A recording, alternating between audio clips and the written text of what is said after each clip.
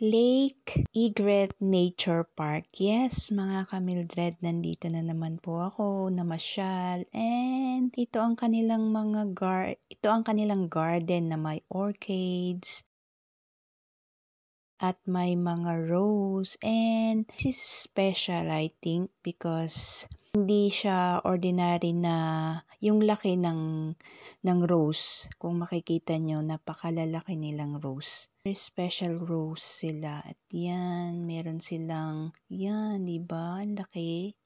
Ang lalaki. Yan, ang bonsai nila. At pupunta naman tayo sa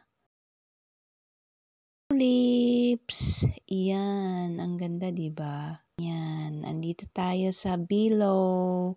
Pero, sad to say na hindi sila open today. Sila pag Tuesday. So this is Bello Restaurant here in Egret Nature Park.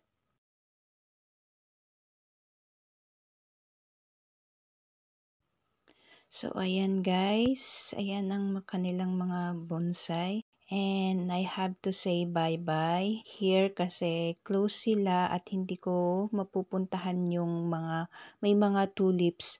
I try to just take a video sa labas, and ito yung look at the rose, special rose.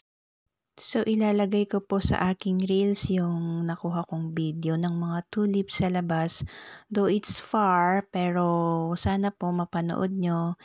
And hanggang dito na lang po ang aking mini vlog dito sa Lake Egret Nature Park. And thank you po sa mga manunood. Marami pong salamat.